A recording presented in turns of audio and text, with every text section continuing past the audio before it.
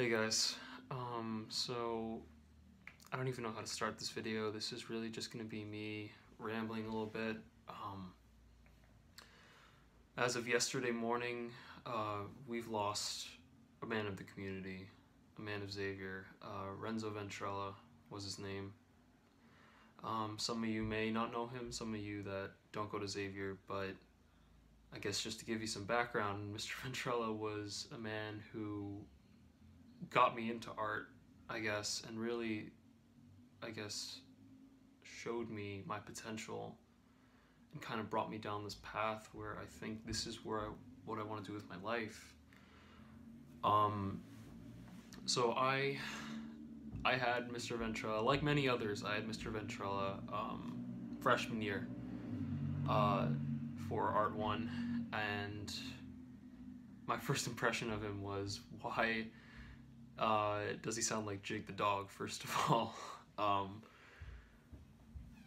There was that, and you know, other than that, he was a very crude, I guess, kind of guy. Almost, he wasn't like many other faculty members where he didn't necessarily feel like an adult. He was 44. And I guess I've never met a 44-year-old who was this relatable, was this down to earth. They're usually, between most kids and Xavier teachers, there is that age divide. There is a very clear sense that I am the teacher, you are the student, I will teach you. That wasn't really the case with him. He really felt like an actual person that I could relate to.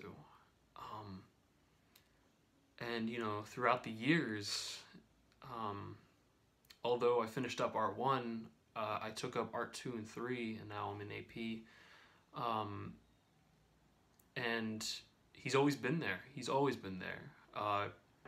Whether it be just doing cartooning club, which he used to run, by the way, and I was the president of. And what we did we would always, every year, we would pretty much write publications, write and draw stuff. You know, he would draw stuff, especially he loved the old horror films, so he would draw a lot of that. And yeah, we would basically draw these things called excessive ink. We would hand them out to the students. This was actually the last one, as you can see, May 2018. And we even drew him on the back, kind of like Uncle Sam. So I can't believe this is the last one we got to do together. This, especially last year, I was not in a good spot, not in my life, not anywhere. I remember my depression was at its worst, my anxiety was at its worst, and I felt hopeless. So, you know, there was a lot of pessimism last year, and I think he recognized that especially. And as most of you know, he laughs about it. He loves to make jokes. He's always silly. He's always funny. He knows the timing of it. He gets it. He was a funny guy. He was a jester. And the fact that a guy can laugh through some of the worst situations ever is really something to look up to. I mean, you know, I can't even comprehend all this that happened. You know, when I got the news that this all happened, I thought it was a joke at first. I thought, there's no way he's really gone. But then, as I found out, it just hit me like a truck. Really devastated me. And I don't even know. Right now, I'm still kind of coming to terms with it. I don't even know how to process this. So, I mean, I don't really have that much to show other than a few photographs of him and me and our work, as you saw. But I can't believe he's gone, and we're never gonna get another guy like him. You know, I mean, I know what you're gonna do, Xavier. You're gonna gut out his room. You're gonna take out everything that he owned, and you're just gonna box it up, and you're gonna act like it was never there before. Well, I'm asking you, please, please don't do that. Don't lay a finger on his room. Because that room is special to so many people, and it holds so many memories, including myself.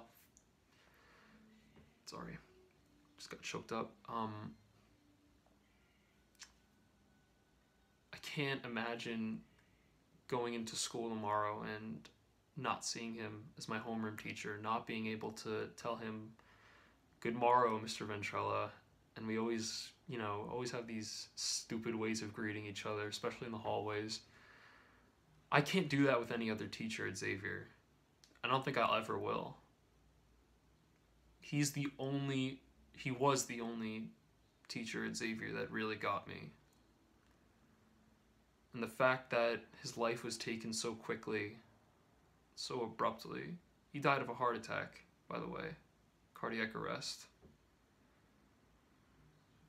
And I know a lot of you guys, especially I know as like teenagers and stuff, we don't give a shit about our lives, okay?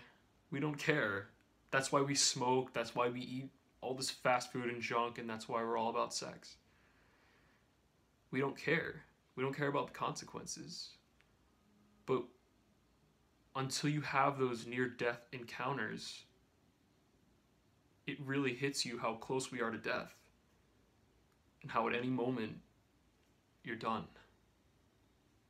And I mean, I guess I kind of learned a little bit of that, not to the full extent, but sophomore year, as some of you know, my lung collapsed. And it was just like that.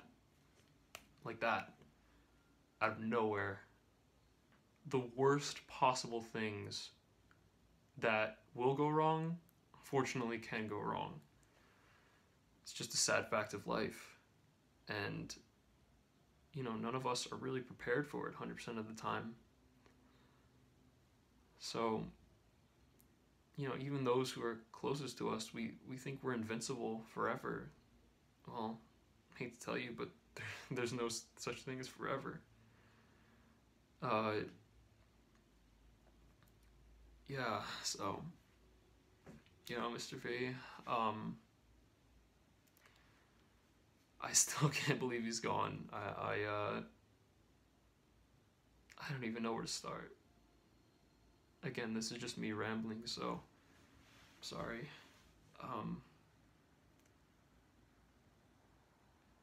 They're gonna try to replace him. They're gonna give him the mask tomorrow, sure. They're gonna say, oh, he was a wonderful Xavier graduate and teacher, and they're gonna talk about his impact on the community, which is undeniable, sure. But they're gonna go into his room, they're gonna take out every single thing, and they're just gonna put in a new guy.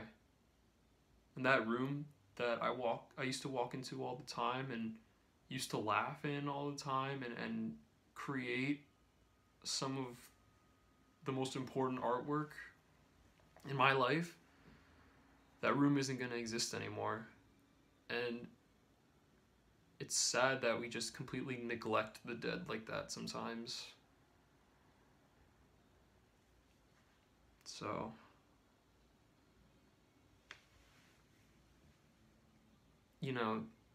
this is my senior year. This is our senior year, Xavier guys. Most of you guys at least. And this is it. This is our last hurrah.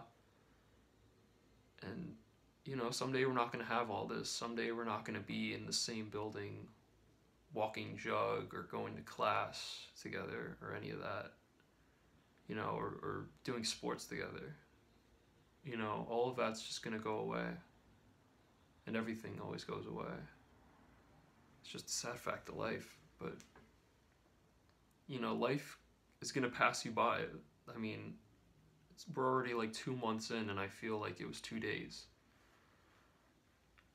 So I guess my advice to you guys, and I'm pretty sure this is what Mr. V would have wanted to, is just do what you love.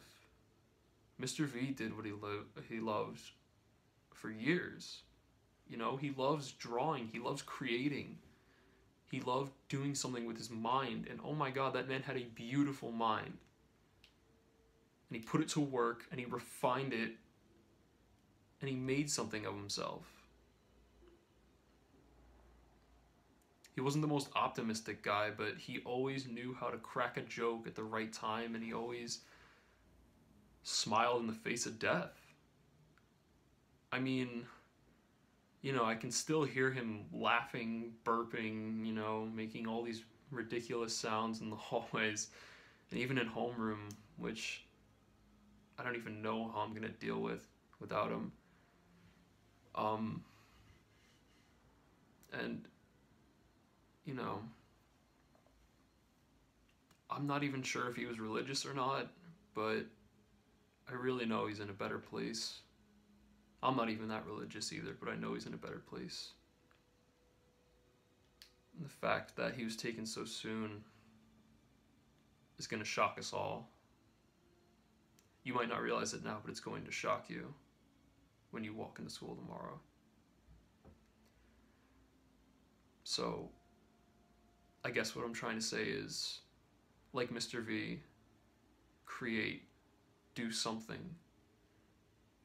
When you seniors are choosing your careers, do something, and make sure it's something that you love. Forget about the money, forget about the status you get from whatever job you do. Do what you love. Create. Leave a legacy. Because Mr. Ventrella's will never be forgotten.